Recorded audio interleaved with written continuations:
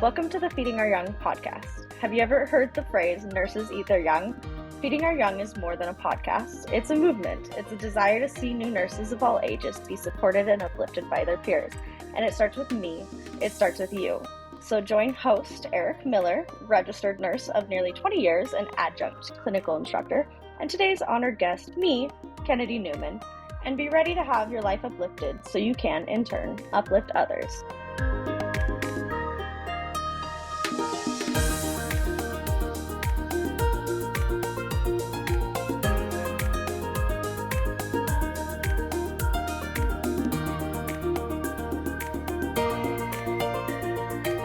Welcome to the Feeding Our Young podcast.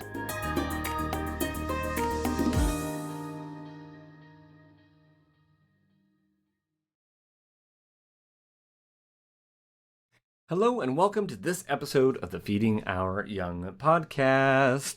I'm so glad you guys are here today. And I'm going to start today with three little letters. J, F, K. Yeah, JFK.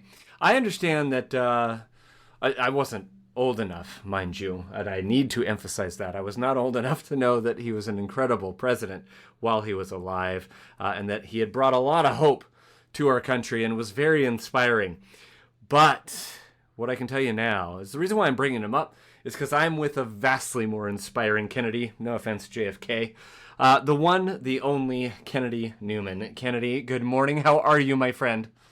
Good morning. I'm doing well. That was a really entertaining intro. I had to not cackle through.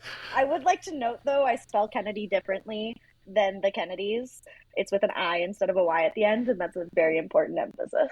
Very important emphasis, and it is her first name, not her last name. Although, since we're here, why Kennedi? Do you know why your parents picked that name? I have no real understanding as to why. No idea. I think it's because I think they just liked it. My mom really likes endings, or names that end with a Y or an I, the E sounding. So all my siblings and I have that ending. So I think they were like, that sounds cool. Kennedi, done deal. Yeah. I love it. I love it. It's a beautiful name, and thanks for allowing me to riff on it for just a moment. Let's just jump right in then. So are you still a nursing student, or are you a nurse? And if so, what degrees do you hold, and where'd you get them? I am no longer a nursing student. I finished my residency at the end of this June, so I've almost been a nurse for a year. Degree-wise, I own several degrees. I have... everyone jokes now that I've graduated nursing school what my next degree will be, so stay tuned on that one. I'm overly educated. I have a bachelor's. I have a bachelor's in English secondary education, a master's in curriculum and instruction, and then now a bachelor's in nursing. And also, I don't feel like you're old enough to hold all those degrees, so I'm very confused. I'm not, and I get that all the time at work because I'm a nurse now. Everyone thinks I'm freshly 22. I don't know when you graduate nursing school, what age the common is. I think it's 22 or 23, but everyone's like, oh, you're still young. And I'm like, actually, I'm way older than you all think I am, which is even funnier to me. I love it, and we have that in common. I'm still very grateful for my patients who are they'll be like, oh, do you have kids? Yeah, I got 5 kids, and I show them a picture. And of course, they see my oldest living, who's now 21, going to be 22 this summer. And they're like, you are not old enough to have a kid that old. I'm like, oh, okay, now I was going to give you good care regardless, but now I have to care for you even better. So, just Absolutely. Kidding. All right, so then where is home for you, Kennedi? I've lived the longest in Spokane. I grew up moving around a little bit. I was born in Mississippi, spent 3 weeks or 3 months there. I was too little to remember. Moved to Alaska, moved to Spokane, moved to Colorado, and then back to Spokane. So we've been here the longest. Most of my family on my dad's side is here.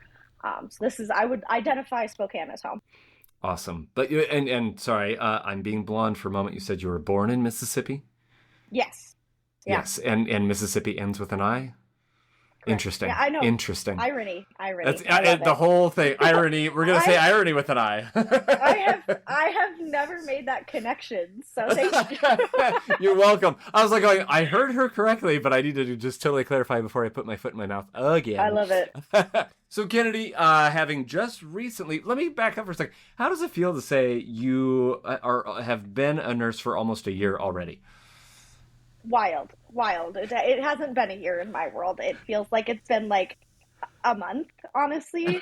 I feel like everyone talks about like ebb and flow of like your first year, how like you start and you're like, I know nothing, and then you feel like you know things, and then all of a sudden you know nothing, and then you feel like you know things, and it's just back and forth. And I feel like that's so accurate because it's been kind of a whirlwind where I'm like, oh dang, I keep going to nursier nurses, but soon I'll be a nursier nurse to somebody, and that's wild. Before long, they're gonna be like, Kennedi, can you be charged today? That'd be great. I'm what's wild is I'm already preceptor trained and I haven't been a nurse for a year. And that's crazy to me that I can precept people and haven't been a nurse for that long. But I think my floor loves it. My unit loves it because I used to be a teacher. They're like, hey, she knows how to teach people. Let's use her. And it's fun. I love it. But it's wild to me. Yeah. And it's if it helps you feel any better, I'm getting that from a lot of like my former students who have been a nurse now for a year or so, about a year and a half. They're like, yep, we're already precepting other nurses and we're teaching them this and we're teaching them that. And the average like experience on our floor is X, Y, or Z. And we're finding that, everybody's like, this is a little bit different than I thought it would be. And oh my gosh, in a good way, but also kind of in a terrifying way as well. Yes. Yeah, absolutely. It's like, I love it. It's fun. It's exciting. But you're also sitting there and you're like, holy cow, like it was a year ago.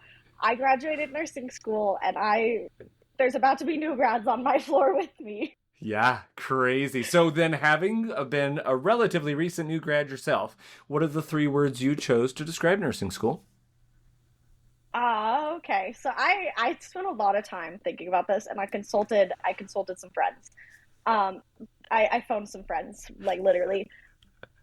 I went with very, very me words of adventurous, chaotic, and serendipitous. Those are the 3 words I'd say. These are good words, and I'm excited for you to discuss them at the end of your episode.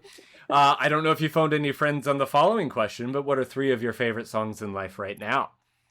I didn't need to phone friends on that because I am a huge music person. Like, I think every nurse finds their kind of coping mechanism for some things and how to decompress after work, and music's mine. So my 3 go-to songs right now are Dashboard by Noah Kahan, which just got released. So it's probably going to be on my top list for this year on Spotify because it's just chronically on repeat. I like Mondays by Taylor Bickett, and then Let It Burn by Shabuzi.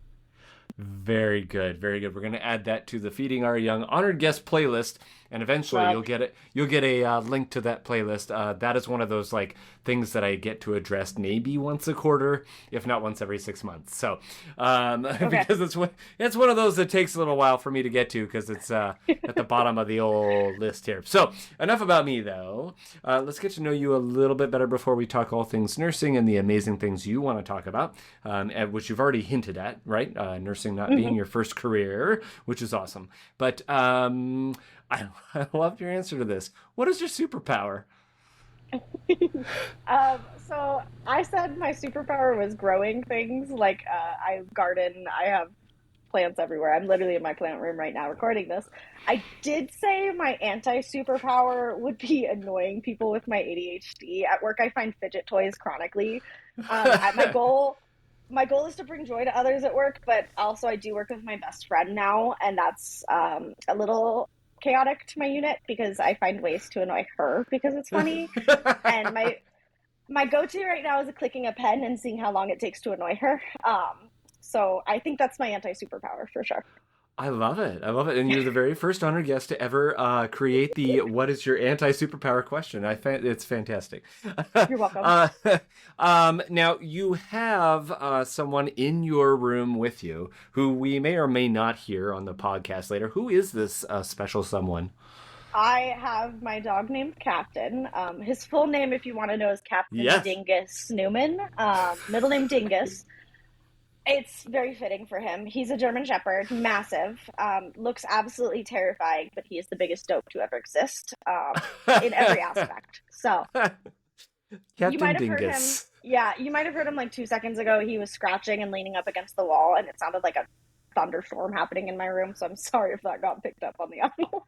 Actually, I honestly didn't hear it because you've got your AirPods in. And B, even if I Perfect. did, the audience typically won't because the background noise generally gets taken care of very well. However, every once Love. in a while something squeaks through. So we may hear Captain Dingus. We may not. I I really almost hope we do, just so I can shout out Captain Dingus one more time.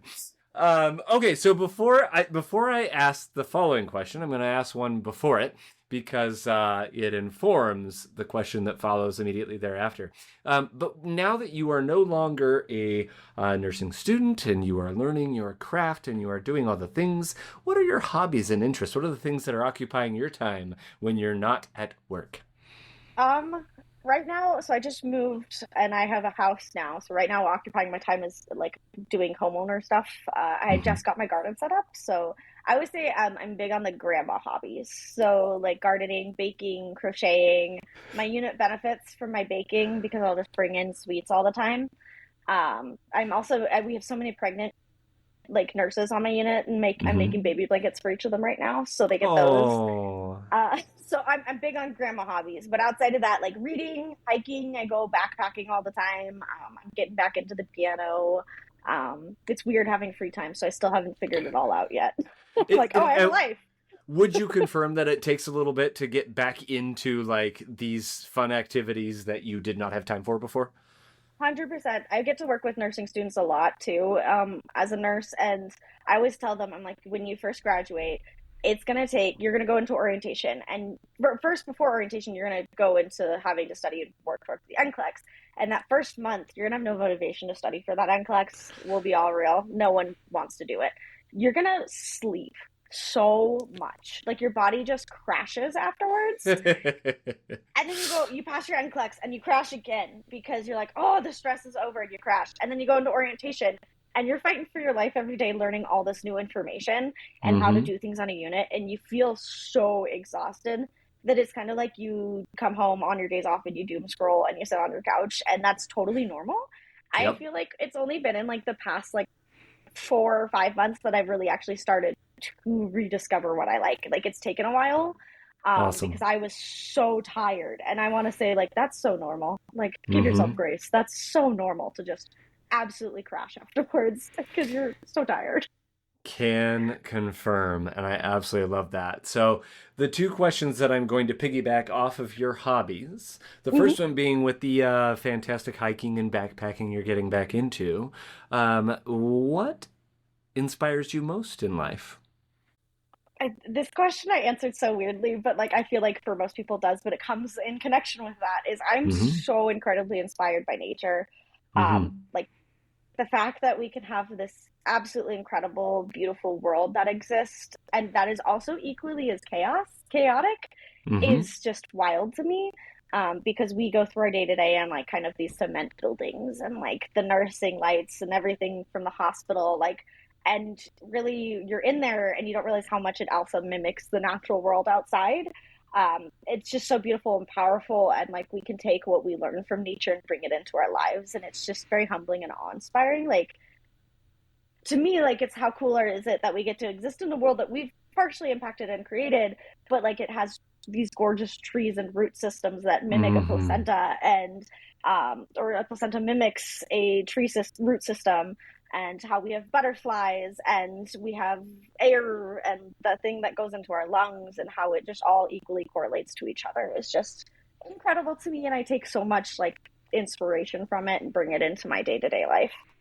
And I love that that is how you answer that question. That's why I wanted to bring that up because even you just saying, we live in amongst a lot of concrete buildings, asphalt, you know what I mean, driving on roads, doing all the things.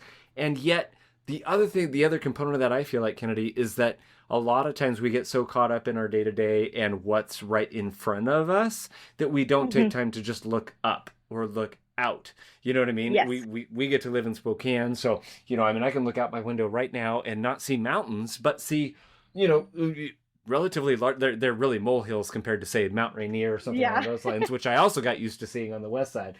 But you still get to see beautiful nature. You get to look up in the sky. You get to see the clouds, and I feel like we don't take enough opportunity to just pause and look at those things and be grateful for all those things that you just said and then some. Yeah. Absolutely. And I find like I've developed a routine even after my shifts when I'm stuck inside so much, like going for a walk when I get home, getting outside. I have a lovely little nature path by my house, so I take my dog on that all the time.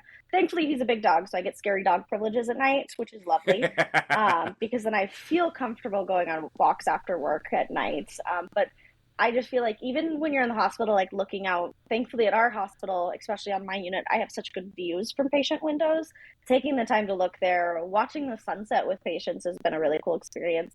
Our hospital offers a healing garden. So I know several nurses Mm-hmm. that go out on their lunch breaks and go have some outdoor time just to ground yourself. And I think that's so important and something we don't do often is take those few extra seconds to ground yourself in nature because it was the original healing aspect, right? Like we learned so Mm-hmm. much about healing from the natural world, and now we exist in a world that doesn't like work well with that. And I think sometimes we get disconnected from that.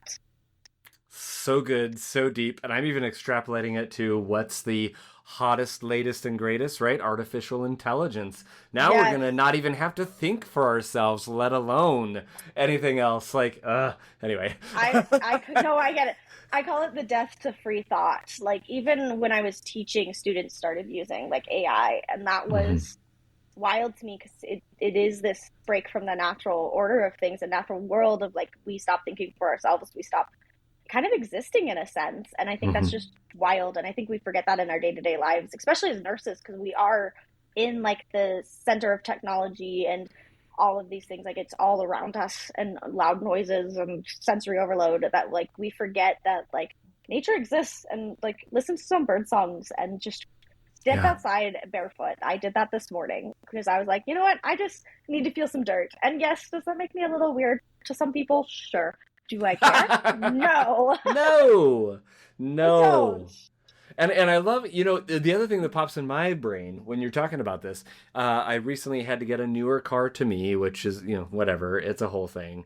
But the long story short of it is, in this newer car, I was used to, I've driven Hyundai now, Hyundai Elantra originally, and now a Hyundai Santa Fe. And this is a 2023 Santa Fe. And the reason why I bring that up is because in the radio, like you said, music, it's a whole nother language. I just love getting in there, you know what I mean? I'll crank whatever I need to listen to. Sometimes I'll listen to sports radio.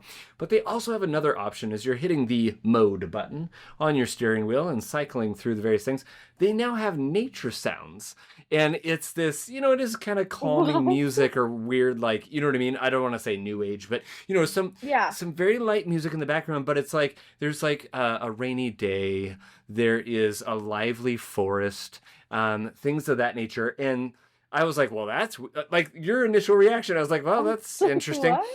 And then I turned it on for the first time after a rough shift on the way home. And I was like, okay, I can vibe. I may not be able to feel that underneath my feet. I may not be able to go out right now and do that sort of thing because I got to go home and go to bed and do it all over again tomorrow.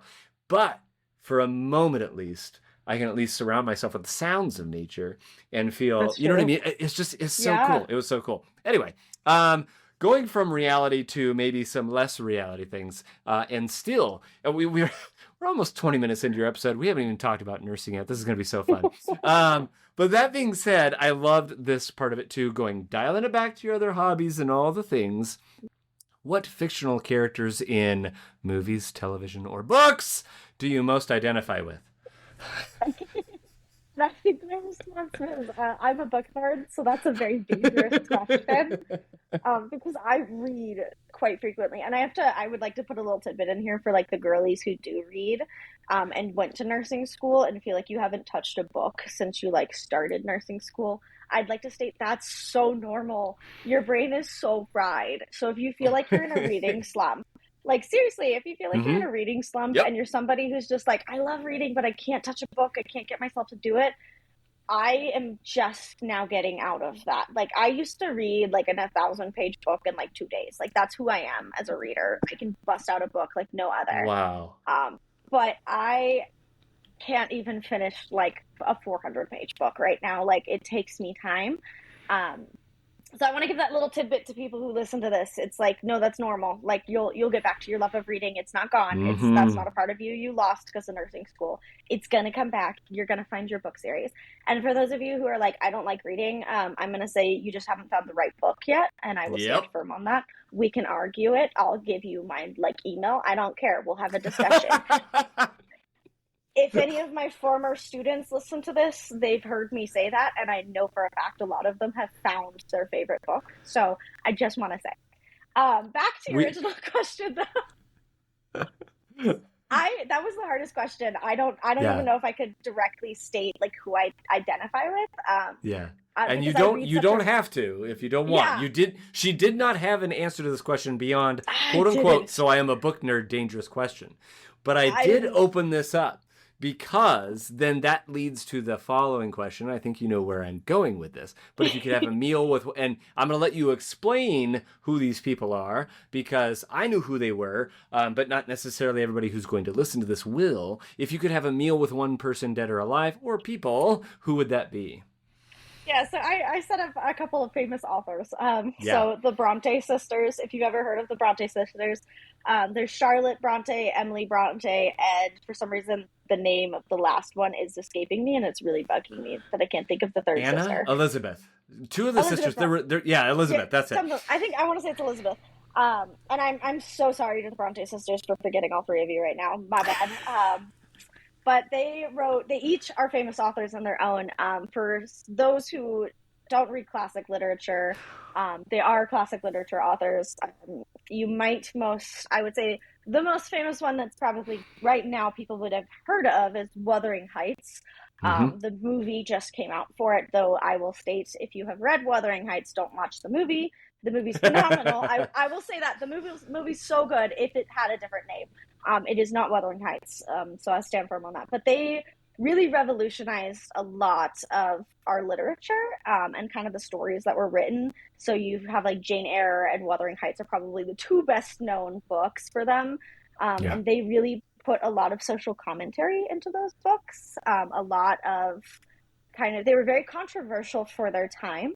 And so I think they'd really just be a whole vibe to me. And then I did for me, go with a cop-out answer, but go for Mary Shelley, who wrote Frankenstein, because I also think like she is just revolutionary in her own world with Gothic literature and even in a sense sci-fi. Like she was kind of the original author of those. And so just to kind of meet with her and be like, hey, how was it for all of you guys existing in a time when like women weren't supposed to write these things? Like they were supposed to be all about romance and love stories and also not writing books and having a family and things like that. So I think they'd be really just impactful and really cool to like have a conversation with because they were so controversial. Yeah, very much so. And I thank you for bringing that up. And I was wrong. I was looking it up again because I was like, this doesn't feel right. It's Charlotte, Emily, and Anne. And Elizabeth, Anne. Okay. Yeah, Elizabeth was one of the two older siblings that had died previously. Yes, there were okay, six. There were six siblings altogether. Anyway. Yes, you're right. There you go. There you go, everybody. Sorry, Anne. Sorry. We gotta give a shout out to you. My bad. Well, I mean, she might show up in your dreams tonight. This could be interesting. I know. She's allowed. She can haunt me. I give her permission for that. I did. You're like, I did please. do a faux pas. Yeah, I was like, listen, I get it. I did you dirty. Go ahead and haunt me. I accept it. And while you're here, I have a few questions for you. That's fine. Yeah. That's fine. And lastly, who is your hero?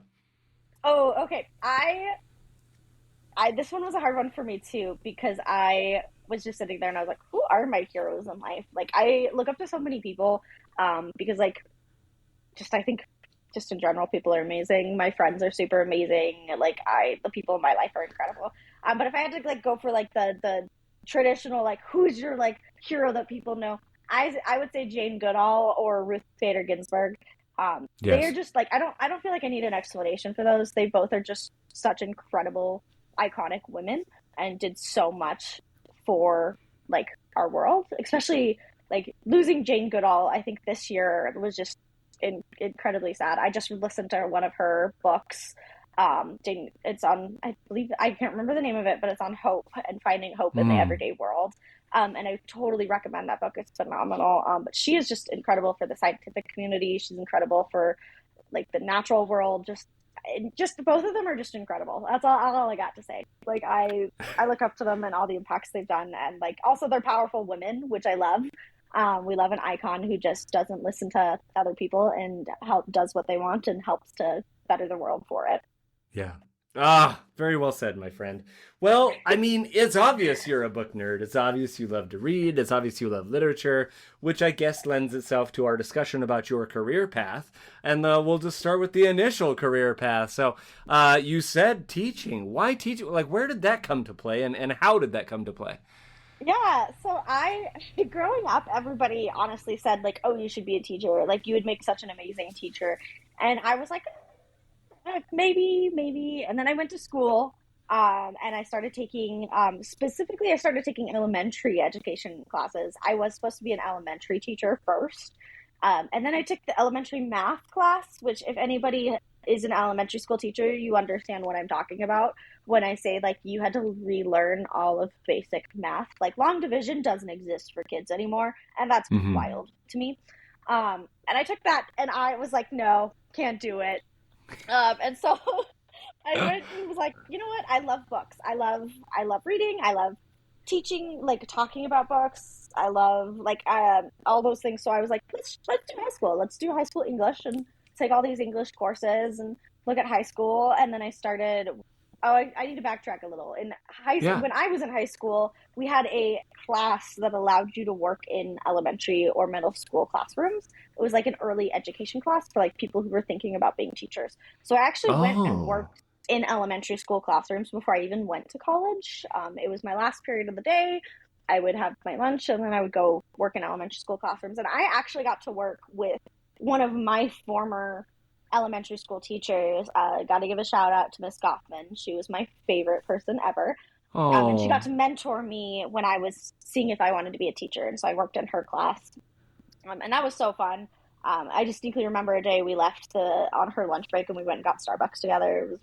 She's my favorite person. And so I did that in high school, went to college and was like, yeah, let's do this. Started taking the education classes, the English classes, started student teaching. I student taught at Shadle Park High School in Spokane. And that was fun. That was a whirlwind. Again, shout out to Brad. He was my mentor teacher. Nice. And that was really, really fun. And I've just always had a special place for teaching, like just always loved educating others and like seeing that, oh, I get it moment click in a kid's head is just absolutely incredible. And so I just was like, let's do it. And so I graduated, and I actually, before I even graduated, got offered a job in Coeur d'Alene teaching at a high school there. And that was really fun. I started at 21 teaching high school, which is wild when you realize the age group that I'm working with. Because at 21, I don't know how to take care of myself. How do I take care of like 200 high schoolers? But I was like I was one of their favorites, probably because I was a young teacher, like 21. Like I know the slang, I know like all the lingo. I don't anymore. Like kids say things and I'm like, oh, like, you know, Finding Nemo, that kid scene when he's like, you're really cute kid, but I don't understand a word you're saying. That's how I feel now with like younger kids. So I feel really out of touch with it, but I loved it. Like I loved teaching. I still do. And I got my master's degree. Actually, when COVID started, funnily enough, I was like, let's get my master's degree. It's online. I'm home more. Like, let's do it. Well, I got nothing else to do. What better opportunity than this? Yes.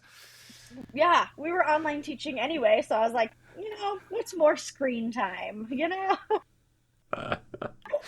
Oh, that is just amazing. And I love the fact that, like, again, you're saying you're a younger teacher to start with, right?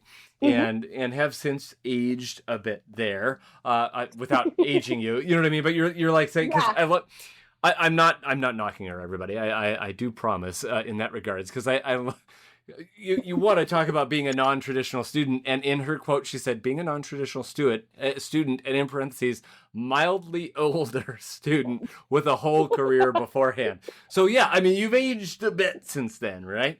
Yeah. So passionate about education, passionate about all the things. Why are you not still a teacher then? If there's not a better way to ask that, my apologies. Yeah, no, that is a loaded question. I will state this.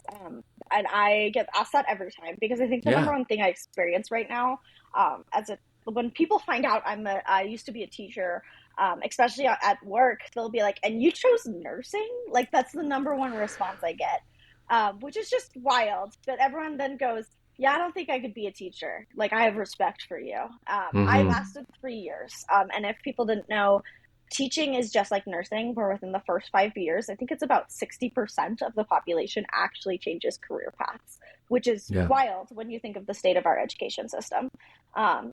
And I always tell people, having worked in both education and healthcare, like, yes, they're both broken systems. They're both systems that we need to work on. But I will forever and always argue that our education system is worse off currently in the state of America, just having been in that environment. So why I left teaching was the hardest decision of my life. Like, I think I wrote that in like your challenges and life questions. I won't lie, I cried so much trying to make that decision. I cried the day I told my students that I was leaving. I cried when I gave in my final resignation. Like it was a hard decision to do, but the best decision for me. I was working in a windowless classroom. So I would, like in the winter, leave when it was dark, come home when it was dark. So it was taking a toll on my mental health, unfortunately. I had amazing coworkers. I will forever and always respect them and love them. I literally met one of my best friends. We started teaching our first year together at this school. And she's also the person who encourages my love for the outdoors. We go backpacking and hiking all the time together, but she's still doing it. She's still there at school and she's incredible. And I love Madison dearly. I'm going to give her a shout too. I'm going to give so many shouts today because people are incredible. I love it. They feel like they need to be recognized, but she also was my biggest supporter for deciding to go back to school. I just witnessed, so I started teaching. I had 1 year of normal teaching. I'm going to call it normal teaching. I think our schooling systems, education, colleges don't prepare you for what real world teaching looks like. I feel like nursing school does a better job at that, but teaching does not. And so I went into the workforce, had 1 year of normal teaching, and then COVID hit, like peak COVID. I remember I was a speech and debate coach as well, and I was over in Boise for a speech and debate tournament, and it got canceled because COVID had started breaking out and was in the area. And so we had driven 8 hours there. We had to stay the night and then drive 8 hours back with a whole busload of kids, just because of this. And I remember telling them, "Okay, guys, I'll see you on Monday. You can come leave your stuff in my classroom. You can come get it Monday." And Monday never came. I had to let them into my classroom on a random day to let them get their things, but it never came because school shut down. And then I was all of a sudden thrown into this world of online teaching for the rest of our school year. Yeah. And then from there, we came back and we would do a mix of hybrid teaching. So half online, half in school. And then we came back full time. We would get a COVID outbreak. We would close and go back to online. We would come back. And you just saw this, like, this disconnect happen in students. You saw this, like, lack of learning and education, like understanding occur. You saw a lot of mental health issues creep up, and I just felt so powerless in this system to handle it. I felt like there wasn't really much support going through it. I had the support of my coworkers, but teaching is a very isolating job because you're in a classroom on your own with these kids, and it is very much like, and you're dealing with parents, you're dealing with admin, you're dealing with politics, you're dealing with all these different things, and then you throw in a pandemic on top of it. And it just, I watched every single day, like, the impacts it had on my students. And it's not a negative thing to care too much, but I cared too much to the point that it was taking a toll on me. And I remember I hit a 3-month period, and this is a hard one to talk about, but I hit a 3-month period where 6 of my students attempted suicide. And I had given all the warning signs. I had talked about it. I had said, like, these are the signs, I'm seeing this, we need to help our kids. Like, I was advocating for them so much, and it started to become so normal in our system that I was like, I can't contribute to a system that is not doing something for these kids. I need to do something more hands-on. I need to do something that I feel like I'm actually making a difference. And every veteran teacher I worked with said I had the worst 3 years they've ever witnessed.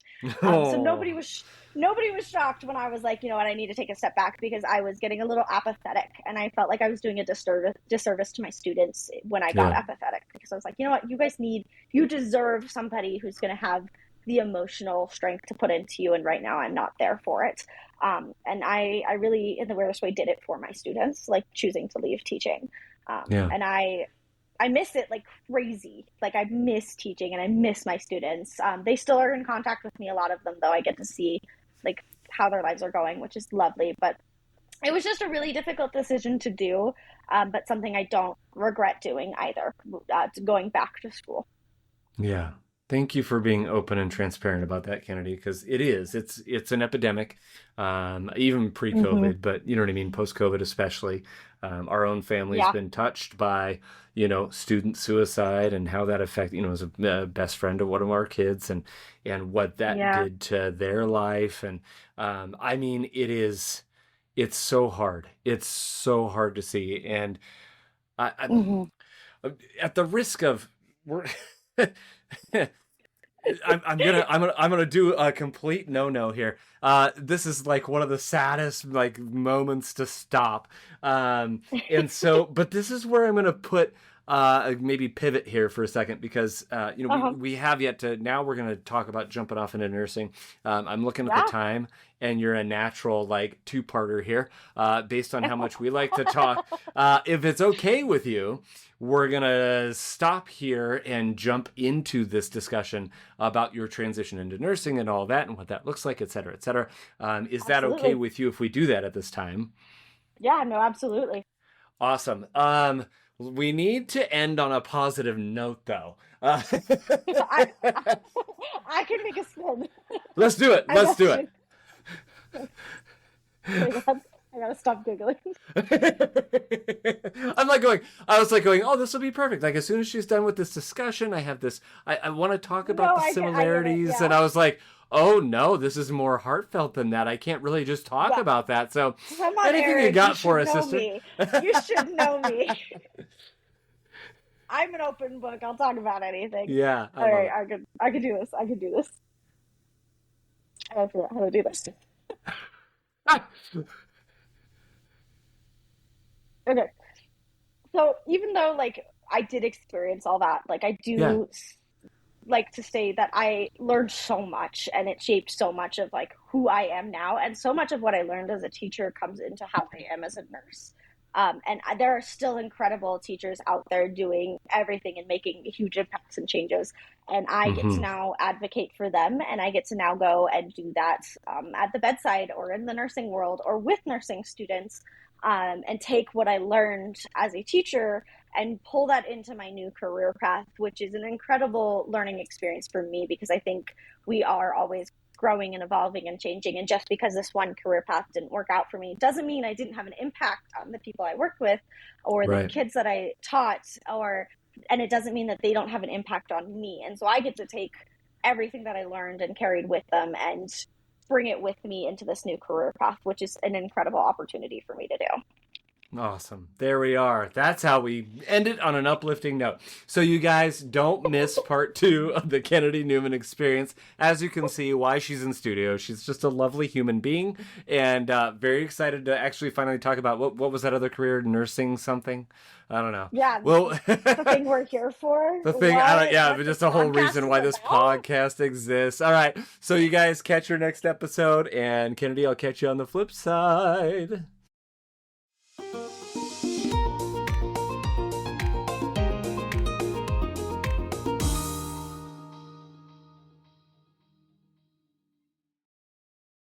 Here's what's happening on the next episode of Feeding Our Young. Yeah, I mean, the hardest challenge for me to date, I would like to state, I still have a long life to live, Yes. was making that decision to go back to school and to go into nursing. I really spent a lot of time with those negative feelings of feeling like I failed myself and I failed like everyone's expectations for me, and I failed those who supported me going as a teacher because I didn't stick to it. And I also felt like I failed my students, and that I did them a disservice by choosing to leave. And thankfully, I had quite a support team behind me as well. I had the haters and I had the supporters. They were both Mm-hmm. there, and thankfully, my supporters were louder, and they got me through it. And shockingly, here's the shocking part to everybody who is making big life choices. Um, no one's as mad as you as you think they're gonna be. Your brain is your worst enemy. The only people who got mad at me were my students, and it was not they like, oh, how dare you leave us? I mean, it kind of was, but like it was more the like, what, you're not going to be here next year, like Yeah. what? And but also the side of, no, we're really proud of you. Newman, they called me by my last name. And so like, do the thing. Like, people are going to be upset no matter what you do, whether you do it or not. It's you who matters and your opinions of yourself.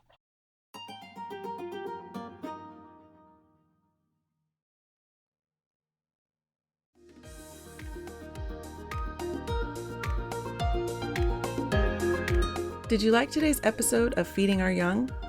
Want to know more about the Feeding Our Young movement? Check out our website at feedingouryoung.org. Would you like to be featured on a future episode? Maybe have Eric bring his unique brand of encouragement to your nursing students or nurses? Please text us at 509-666-5636 or email us at info@feedingouryoung.org. We're so excited to have you return to hear our next honored guest. Be sure to follow us on YouTube, Instagram, Facebook, and TikTok at Feeding Our Young LLC. Again, that's username Feeding Our Young LLC. Until next time, be encouraged and go find someone to encourage today.